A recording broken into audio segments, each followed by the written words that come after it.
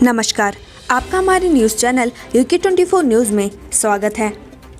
मसूरी देहरादून सड़क मार्ग पर पैराफीट से टकराए ट्रक, टला बड़ा हादसा। मसूरी देहरादून मार्ग पर आज एक बड़ा हादसा होते होते टल गया। एक ट्रक अनियंत्रित होकर सड़क किनारे पैराफीट से टकरा गया। पैराफीट टूटकर एक घर पर जा गिरा। गनीमत रही कि घर के भीतर के सभी लोगों को कुछ नहीं हुआ। यात्रा शुरू करने की मांग को लेकर कांग्रेसियों का बद्रीनाथ कूच, पुलिस ने पांडुकेश्वर में रोका, तीखी नोकझोंक। चारधाम यात्रा बंद होने से स्थानीय व्यापारियों समेत अन्य लोगों पर संकट गहरा गया है। ऐसे में ग्रामीणों के साथ कांग्रेसियों ने सरकार के खिलाफ मोर्चा खोल दिया है। पूर्व कैबिनेट मंत्री राजेंद्र भंडारी के नेतृत्व में कांग्रेस कार्यकर्ता बद्रीनाथ धाम के लिए कूच कर रहे थे। पुलिस ने उन्हें पांडुकेश्वर में ही रोक लिया। देहरादून से बड़ी खबर, महिला ने अपने घर को बनाया देह व्यापार का अड्डा, 5 गिरफ्तार। देहरादून के सेलाकुई पुलिस ने देह व्यापार के धंधे का भांडाफोड़ किया है और मौके पर 3 महिलाओं समेत 5 लोगों को गिरफ्तार किया है। मौके से पुलिस ने 2 फोन जब्त किए हैं, साथ ही 4000 रुपए नकदी बरामद की है। पूछताछ में संचालिका ने बताया कि पति की मौत के बाद ज्यादा पैसे कमाने की लालच में आकर उसने अपने घर देह व्यापार का अड्डा बनाया। मुखबिर की सूचना पर पुलिस की बड़ी कार्रवाई। आपको बता दें कि SSP के निर्देश पर जिले भर में अपराधों पर लगाम लगाने और अनैतिक देह व्यापार करने वालों के विरुद्ध कार्रवाई करने के निर्देश दिए गए। इसी के मद्देनजर आज सुबह मुखबिर की सूचना पर सेलाकुई पुलिस और एंटी ह्यूमन ट्रैफिकिंग सेल की संयुक्त टीम ने सेक्स रैकेट का भांडाफोड़ किया। आज सुबह 20 अगस्त की मध्य रात्रि में मुखबिर से पुलिस को जानकारी मिली थी कि थाना सेलाकुई क्षेत्रांतर्गत चौहान वाली गली बयां खाला में अवैध देह व्यापार का धंधा किया जा रहा है और इस काम की सरगना पायल मित्तल और इस्तियाक उर्फ राज है। 3 महिलाओं समेत 5 गिरफ्तार। इस सूचना पर वरिष्ठ उप निरीक्षक आलोक गौड़ थाना सेलाकुई ने त्वरित कार्रवाई करते हुए थाना स्तर पर एक टीम गठित कर anti human trafficking unit Dehradun को अवगत कराया और संयुक्त टीम के साथ बयां खाला चौहान वाली गली में स्थित पायल मित्तल के मकान पर दबिश दी, जहां पर 2 अलग अलग कमरों में 3 महिलाओं और 2 पुरुष को आपत्तिजनक अवस्था में पाया गया। पति की मौत के बाद घर को बनाया देह व्यापार का अड्डा। पूछताछ करने पर सरगना पायल मित्तल ने बताया कि उसके द्वारा यह मकान कुछ समय पहले लिया गया था। महिला के पति का लगभग 2 वर्ष पूर्व देहांत हो चुका है और उक्त महिला सेलाकुई में कॉस्मेटिक की दुकान चला। अधिक पैसा कमाने के लालच में महिला ने अपने मकान में देह व्यापार का धंधा चलाया। महिला ने बताया कि कुछ महिलाओं और पुरुषों से भी संपर्क है जो अवैध व्यापार के धंधे में संलिप्त। उक्त महिला उनसे फोन पर संपर्क कर सेलाकुई स्थित अपने घर में बुलाती है और अभियुक्त इस्तियाक उर्फ राज भी ग्राहकों से संपर्क कर उनको घर तक लाने में महिला का साथ देता है। मिशन UK 2022, केंद्रीय नेताओं ने बढ़ाया सियासी पारा। कांग्रेस बोली, हमारे पास राज्य में ही हैं बड़े लीडर। उत्तराखंड में चुनावी बिगुल बज चुका है। सभी राजनीतिक पार्टियों के केंद्रीय नेताओं ने उत्तराखंड में डेरा डालना शुरू कर दिया है। आम आदमी पार्टी से मनीष सिसोदिया और अरविंद केजरीवाल लगातार उत्तराखंड आ रहे हैं। बीजेपी के राष्ट्रीय अध्यक्ष JP नड्डा 2 दिवसीय दौरे पर उत्तराखंड पहुंच चुके। जब कांग्रेस से सवाल किया गया कि वो केंद्रीय नेताओं के दौरे में क्या पिछड़ नहीं रहे, तो उनका कहना था कि उनके राज्य के नेता भी केंद्र स्तर के हैं। कोटद्वार, उफनते नाले पर जान जोखिम में डालकर आवाजाही कर रहे लोग, वीडियो वायरल। प्रदेश में तेज बारिश के चलते नदी नाले उफान पर है, लेकिन सावधानी बरतने के बजाय लोग जान जोखिम में डालकर सफर कर रहे हैं। कुछ ऐसा ही कोटद्वार दुगड्डा मार्ग पर कुछ एक ऐसा ही वीडियो सामने, जिसमें स्कूटी सवार जान जोखिम में डालकर उफनते नाले पर से आवाजाही करता दिख रहा है। सोमेश्वर में स्कूटी वाले सिरफिरे ने घर में घुसकर किया युवती का मर्डर, फिर खुद खाया जहर। अल्मोड़ा के सोमेश्वर से एक दिल दहला देने वाली घटना हुई है। एक सिरफिरे ने युवती को घर में घुसकर चाकू से गोदकर लहूलुहान कर दिया। युवती को जब तक अस्पताल ले जाया गया तो डॉक्टर ने उसे मृत घोषित कर दिया। युवती पर जानलेवा हमले के बाद युवक ने भी जहर पीकर आत्महत्या कर ली। पूरा मामला एक तरफा प्रेम प्रसंग का बताया जा रहा है। 6 घंटे बाद नगुड़ के पास आवाजाही के लिए खुला गंगोत्री हाईवे, पहाड़ी से अभी भी गिर रहे बोल्डर। उत्तरकाशी जनपद में सुबह से लगातार बारिश हो रही है। बारिश के कारण गंगोत्री हाईवे पर जगह जगह मलबा आना शुरू हो गया है, जिससे नगुड़ के पास हाईवे बंद हो गया था। BRO ने कड़ी मशक्कत के बाद रास्ते को खोल दिया है। घर में ताला लगाकर देहरादून गया था परिवार, बेटी की शादी के लिए रखी नकदी जेवरात चोरों ने उड़ाए। अज्ञात चोरों ने एक मकान का ताला तोड़कर लाखों रुपए की नकदी और जेवरात पर हाथ साफ किया है। चोरी की तहरीर पुलिस को प्राप्त हो गई। पीड़ित ने पुलिस से चोरों के खिलाफ जल्द कार्रवाई करने की मांग की है। वहीं पुलिस ने पीड़ित की तहरीर के आधार पर मुकदमा दर्ज कर लिया है, साथ ही चोरों की तलाश में जुट गई है। रामनगर में तिनके की तरह बह गई जिप्सी, ड्राइवर ने ऐसे बचाई जान। उत्तराखंड में बारिश की वजह से नदी नाले उफान पर है। क्यारी गांव के पास होकर बहने वाले खिचड़ी नाले का जलस्तर भी शुक्रवार 20 अगस्त को अचानक बढ़ गया। तभी पानी में फंसी जिप्सी नाले में बह गई। हालांकि ड्राइवर ने जैसे तैसे कूदकर अपनी जान बचा ली। घटना तड़के 5 बजे के आसपास की बताई जा रही है। गढ़वाल विश्वविद्यालय में रिक्त पदों पर होगी नियुक्ति, करे आवेदन। हेमवती नंदन गढ़वाल केंद्रीय विश्वविद्यालय में टीचिंग और नॉन टीचिंग कर्मचारियों के रिक्त चल रहे पदों पर जल्द नियुक्ति प्रक्रिया शुरू होने जा रही है। ऐसे में आगामी 23 अगस्त को विश्वविद्यालय में होने वाली एकेडमिक काउंसलिंग की बैठक इस प्रारूप को रखा जाएगा। बैठक में इसी की मंजूरी के बाद इन रिक्त पदों पर आवेदन मांगे जाएंगे। गढ़वाल केंद्रीय विश्वविद्यालय के तीनों परिसरों में करीब 220 टीचिंग और 150 नॉन टीचिंग के पद खाली चल रहे हैं। नॉन टीचिंग पदों में ग्रुप ए, ग्रुप बी और ग्रुप सी के साथ ही टीचिंग में असिस्टेंट प्रोफेसर, एसोसिएट प्रोफेसर और प्रोफेसर के पदों पर नियुक्ति की जाएगी। इन सभी पदों पर कुछ के लिए वॉक इन इंटरव्यू और कुछ के लिए लिखित परीक्षा के बाद इंटरव्यू होंगे। मिलावटी मावा जब्त, यहाँ तैयार होता था मौत का सामान।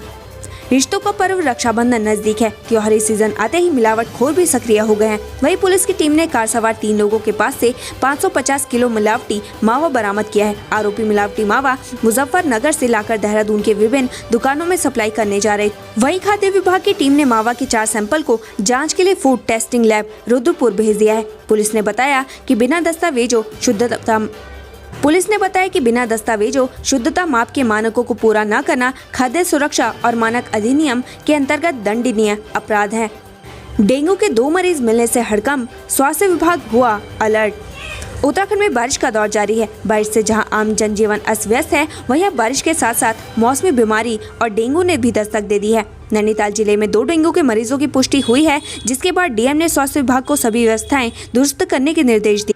इसके अलावा नगर निगम, नगर पंचायत को अपने अपने क्षेत्रों में साफ सफाई, फॉगिंग और छिड़काव करने के निर्देश भी दिए हैं। साथ ही मलेरिया विभाग को निर्देशित किया है कि मच्छर के लार्वा को एकत्रित कर उनकी जाँच करे। जिलाधिकारी ने कहा कि डेंगू के मरीजों की संख्या में वृद्धि होगी तो उसके लिए मिनी स्टेडियम में अतिरिक्त वार्ड की व्यवस्था कराई जाएगी। कहर, मलबा आने से गंगोत्री हाईवे बंद।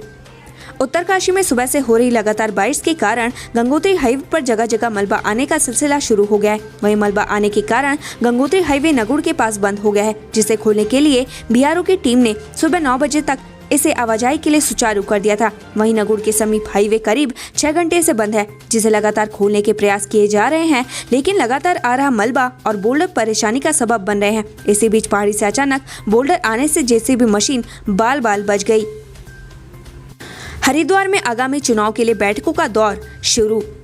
भाजपा राष्ट्रीय अध्यक्ष जेपी नड्डा 2 दिवसीय उत्तराखंड दौरे पर हैं। जॉलीग्रांट एयरपोर्ट पहुंचते ही सीएम पुष्कर सिंह धामी सहित तमाम नेताओं ने उनका जोरदार स्वागत किया, जिसके बाद वह सड़क मार्ग से हरिद्वार पहुंचे, जहां पदाधिकारियों के साथ बैठक कर रहे हैं।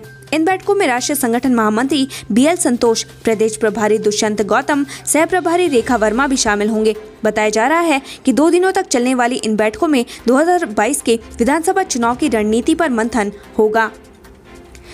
ऋषिकेश बद्रीनाथ हाईवे भूस्खलन के कारण 3 दिन से बंद। प्रदेश में बारिश आफत बनकर टूट रही है। लगातार बारिश से ऋषिकेश बद्रीनाथ हाईवे 3 जगह बाधित हो गया है और मार्ग पर लगातार मलबा गिर रहा है। मार्ग बंद होने से ट्रैफिक रूट डाइवर्ट किया गया है। ऐसे में स्थानीय लोगों को परेशानी का सामना करना पड़ रहा है। हाईवे बंद होने से ऋषिकेश की तरफ से आने वाले वाहनों को नरेंद्र नगर, टिहरी मलेथा होते हुए श्रीनगर भेजा जा रहा है। वहीं रुद्रप्रयाग और चमोली जनपदों को जाने वाले वाहनों को खिरसू खेड़ा खाल मार्ग से भेजा जा रहा है। तेज बारिश के कारण आज सुबह से हाईवे बंद है और पहाड़ी से बोल्डर गिर रहे हैं, जिस कारण मार्ग खोलने में दिक्कतें आ रही हैं। यहां डिवाइडर पर चढ़ गई यूपी की लाल बस।